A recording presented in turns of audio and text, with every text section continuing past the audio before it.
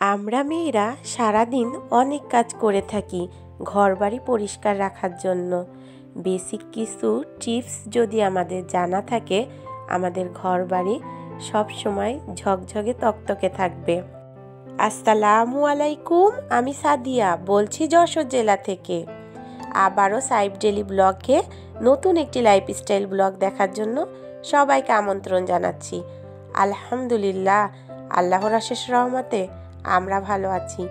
আশা করছি যে যেখান থেকে আজকের এই ব্লগ ভিডিওটি দেখছেন সকলেই ভালো আছেন, সুস্থ আছেন।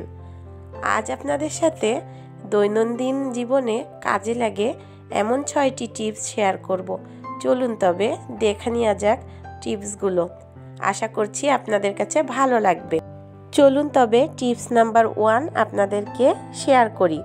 তো টিপস নাম্বার 1 হচ্ছে, একটা ঘরের মূল্যবান স্থান কিন্তু বিছানাটা যদি এলোমেলো থাকে পুরো ঘরটা কিন্তু দেখতে একদমই ভালো লাগে না। এজন্য বিছানাতে একটা পুরাতন চাদর যদি এভাবে বিছিয়ে দেন, আপনার বিছানা থাকবে একদম পরিষ্কার ঝকঝকে। আপনার ঘরে যদি বাচ্চা থাকে, পড়াশোনা করার সময় বাচ্চা কিন্তু রাবারের যে গুঁড়া, রং করার সময় রং এসব ফেলে বিছানাটা নোংরা করে ফেলে। এতে করে আপনার বিছানার চাদর একটুও ময়লা হবে না। ওপরের চাদরটা উঠিয়ে ঝেড়ে ফেললেই বিছানাটা চকচকে থাকবে। কেমন লাগলো আমার এই টিপসটি? আপনাদের দৈনন্দিন জীবনে কাজে লাগাতে পারেন, আশা করি উপকারে আসবে। এবার চলুন দ্বিতীয় নম্বর টিপসে। তো দ্বিতীয় নম্বর টিপস হচ্ছে, আপনার বাড়িতে যদি সোফা থাকে, আপনি সকালবেলা উঠে সোফা পরিষ্কার করে এরকম একটা চাদর দিয়ে ঢেকে দিতে পারেন। এতে করে বাচ্চারা নোংরা করলে চাদর উঠিয়ে ফেললেই আপনার সোফাটা পরিষ্কারই থাকবে। এবার চলুন তৃতীয় নম্বর টিপসটা দেখে নেওয়া যাক। তৃতীয় নম্বর টিপস হচ্ছে, আমাদের সবার বাসায় এরকম সুইচ বোর্ড আছে। সুইচগুলো কিন্তু হাতের ছোঁয়ায় খুব দ্রুত ময়লা হয়ে যায়। তো এই সুইচগুলো পরিষ্কার করার একটি সহজ পদ্ধতি আপনাদের সাথে শেয়ার করব। সেটা হচ্ছে, আমাদের ঘরে যে পেস্ট থাকে দাঁত মাজার, হোয়াইট যে পেস্টগুলা, ওই পেস্ট কিছুক্ষণ যদি আপনি এই সুইচ বোর্ডে লাগিয়ে রাখেন, অতিরিক্ত ময়লা হলে 5 থেকে 10 মিনিট লাগিয়ে রাখার পর একটা কাপড় দিয়ে এভাবে ডলে মুছে ফেললেই আপনার সুইচগুলো খুব সুন্দর পরিষ্কার হয়ে যাবে। এক্ষেত্রে কাপড়টা একটু হালকা ভিজিয়ে ভালো করে চিপে তারপরে মুছবেন, না হলে দুর্ঘটনা ঘটার সম্ভাবনা থাকতে পারে। সুইচ বোর্ডের নিচে হাত লেগেও অনেক সময় কালো হয়ে যায় দেওয়ালটা। তো এই দেওয়ালেও আপনি অল্প কিছুটা পেস্ট লাগিয়ে একটু ডলা দিতে পারেন, দেখবেন দেওয়ালটাও অনেকটা পরিষ্কার হয়ে যাবে। আমাদের ঘরের জিনিসগুলো যদি এভাবে আমরা সহজভাবে পরিষ্কার করে নিই, দেখতে কিন্তু অনেক সুন্দর লাগবে। বাড়িতে কোনো অতিথি আসলে আপনার অনেক প্রশংসা করবে, আর মেয়ে মানুষ তো প্রশংসা শুনতে অনেকটাই ভালোবাসে। এই তো আমি যেভাবে ঘষে ঘষে পরিষ্কার করে নিচ্ছি, আপনারাও একইভাবে পরিষ্কার করে নেবেন। এতে করে সুন্দরভাবে পরিষ্কার হয়ে যাবে। এই দেখেন আমার পরিষ্কার করা হয়ে গেছে। এবার আসি পরবর্তী টিপসে। পরবর্তী টিপস হচ্ছে, আমাদের ঘরে যে লাইটগুলো আছে, আমরা যদি কিছুদিন পর পর একটা শুকনো কাপড় দিয়ে এই লাইটটা ভালোভাবে মুছে ফেলি, তাহলে কিন্তু ঘরে আলোর পরিমাণ অনেকটাই বেড়ে যায়। ময়লার কারণে কিন্তু লাইটে আলোটা কম পড়ে। তো এই তো আমি এখন ভালোভাবে মুছে নিচ্ছি, আপনারাও এভাবে মুছে নেবেন, দেখবেন ঘরে কিন্তু আলোর পরিমাণ অনেকটাই বেড়ে যাবে। আপনার মনে হবে আপনি নতুন লাইট এনে লাগিয়েছেন।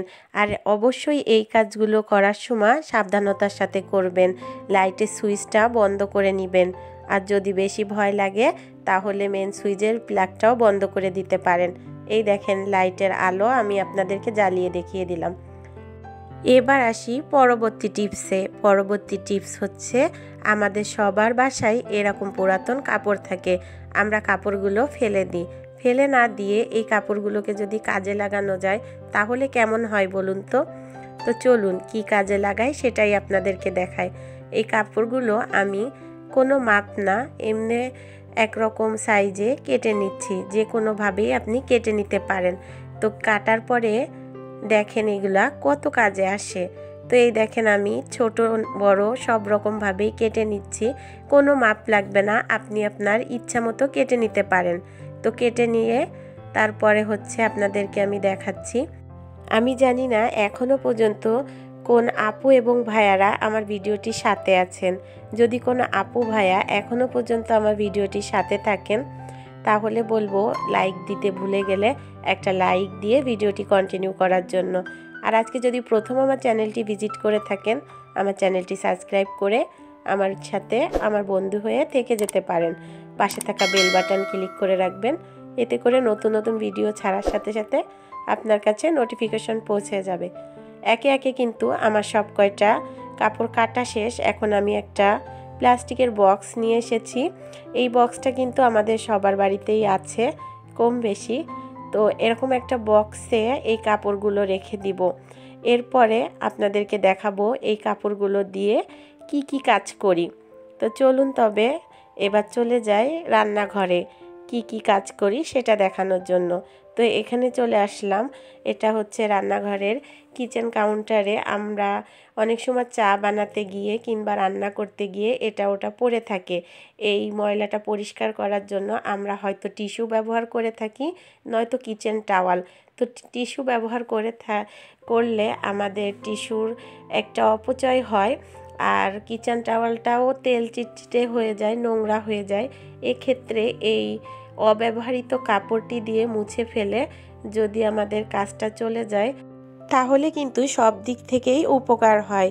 চলুন তাহলে পরবর্তী টিপস হচ্ছে রান্না করার সময় আমরা এই খুন্তিটা কিচেন কাউন্টারের ওপর রেখে দিই, এতে করে কিচেন কাউন্টারটা কিন্তু নোংরা হয়ে যায়।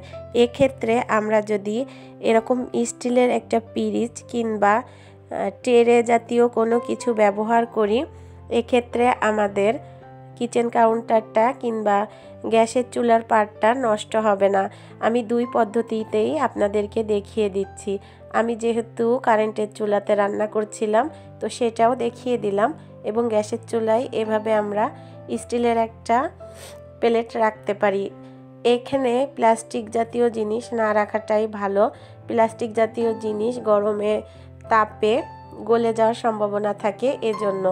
তো এই পদ্ধতিটি আপনারা ব্যবহার করে দেখতে পারেন, তাহলে আপনাদের রান্নাঘরটা সবসময় পরিষ্কার থাকবে।